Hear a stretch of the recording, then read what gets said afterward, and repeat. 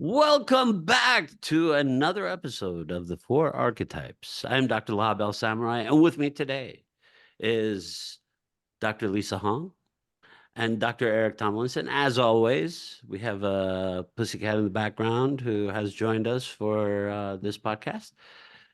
And our avatars are here in the background. All right. So as soon as I wanted to start with, like, usually we have like a story time and we're going to get into the 1001 Nights. I think it's an amazing story. Um, but before we do that, I want to talk about post-COVID syndrome. So post-COVID syndrome is what the traumas of the quarantine um, starts to bear fruit, we are calling it post-COVID syndrome, the fruit of the quarantine. What happened during the quarantine? Okay, what happened to us getting shut in, shut out, being forced to isolate, being forced to cover our faces when we're talking. This is an essential part of human communication, is to be able to see the other person's face, because then we know what their motivation is, right? So this is why people who are robbing things wear masks. They don't want to show their face, right? Not just not to be recognized. Um, so in our post-COVID syndrome era, which started around 2023, just slowly getting out of the quarantine, what's been happening is there's more irritation, there's more anxiety, people are more paranoid in regards to other people, in regards to relationships. People are more guarded, people are more isolated, people spend a lot more time alone. And these are all symptoms of post-COVID syndrome. You know, what happened was the kids got locked up. They weren't allowed to interact with other kids. There was no play. There was no group play. There was no physical touch or physical activity uh, that grouped them together. Um, so their traumas were of a developmental, psychological perspective, because what happened to them was developmentally, they were knocked off the scale, right? All the things that normally kids would do at this time, they weren't doing. So the other part is adolescence. You know, adolescence is a crucial time for our socialization, where we learn who we are and how we express ourselves, and we identify by our friends and the group around us. So all these things were disrupted, and they were disrupted for a year. They were disrupted for 2 years, 3 years for some. It was a very long time. So people are trying to forget about COVID, I understand. But the problem is that COVID's not forgetting about you, right? So post-COVID syndrome is like nobody wants to hear the news about the new vaccines. They don't want to hear the news of the COVID outbreaks. They don't want to hear the news of how many people have passed away because have died because of COVID. Nobody wants to talk about that because of fear, you know, that we're still back there. And it's the essence of the trauma. The trauma is the fear that I am still there, that it's happening to me over and over again, right?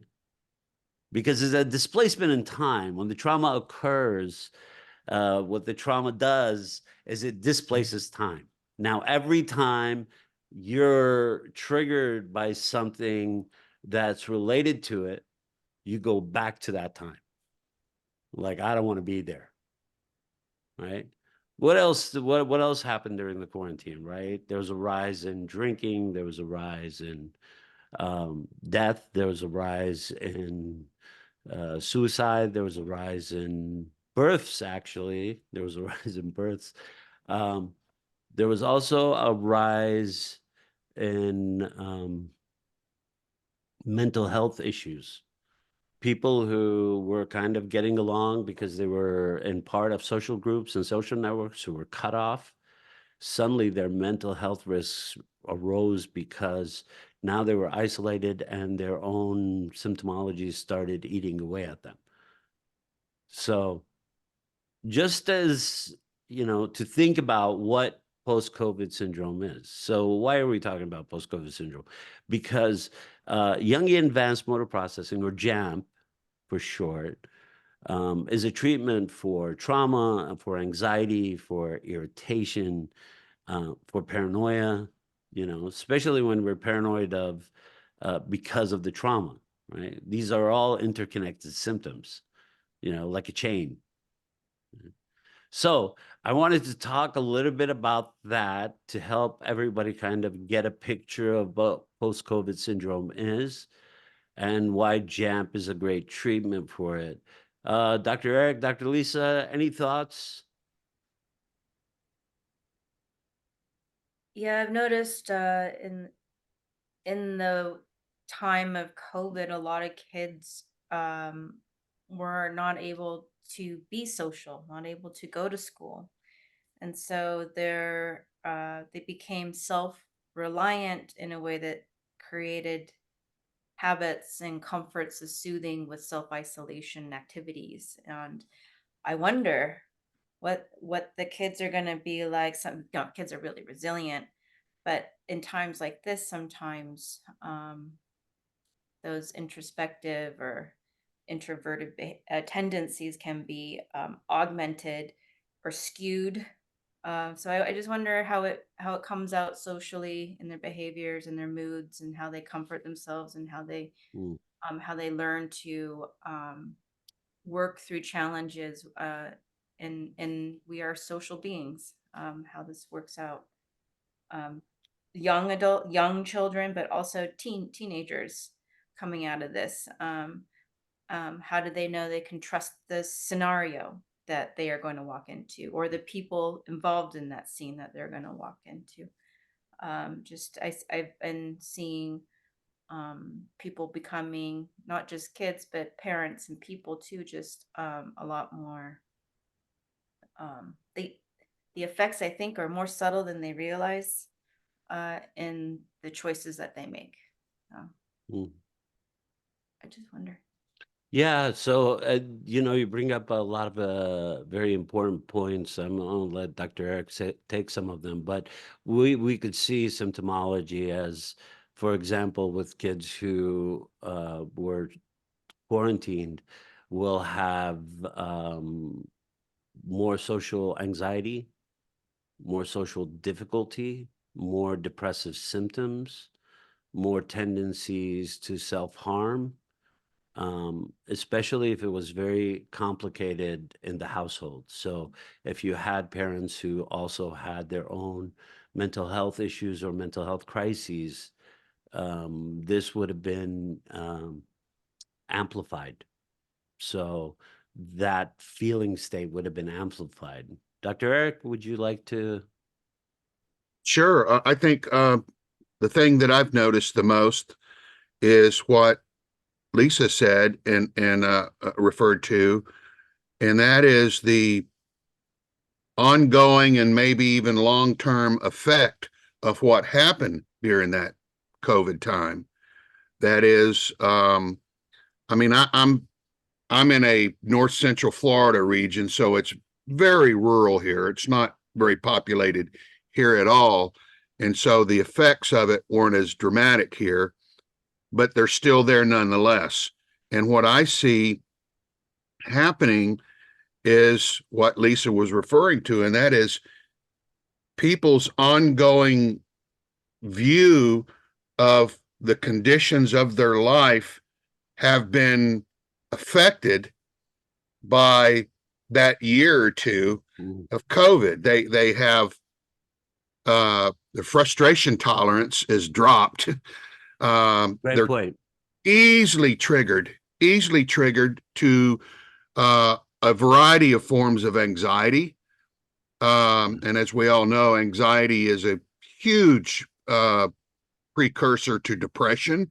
Yes. And the biggest thing that I see, and this is with everybody, but mostly with younger people, and I don't just mean teenagers, I'm talking about 20 and 30-year-olds, is just a kind of a hopelessness. Mm. I mean, like, we don't have any hope. The country's going to, to pot. I don't mean marijuana pot. Mm. The country's going downhill. There's no hope.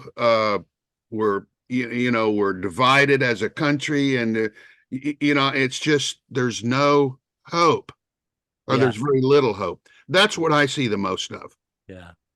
Yeah. And so the JAMP treats the trauma and the related symptoms that have been disassociated due to the trauma, right? So the lack of hope, the hopelessness, the frustration tolerance, as Dr. Eric said, all these things, the anxieties, the different anxieties.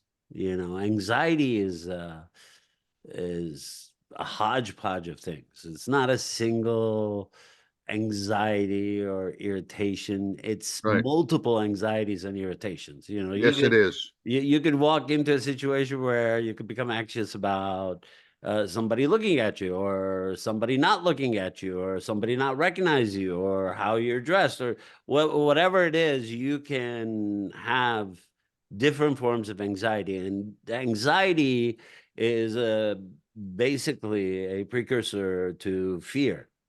So the precursor is, oh, I'm anxious about this, but actually what's happening is you're fearing whatever you're seeing.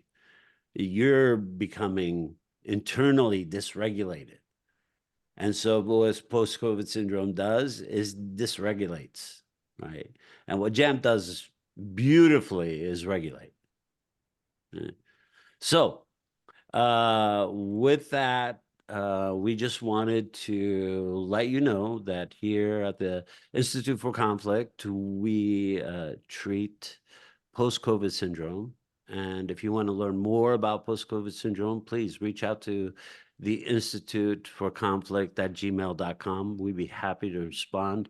We'll also put some information on our website for you to be able to read more about post-COVID syndrome and what can be done about it.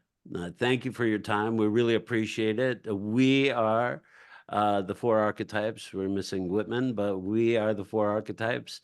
And we will be back to read 1001 Nights for you.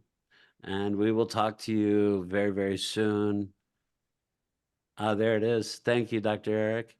And as always, we send off with I am not afraid. I am not afraid.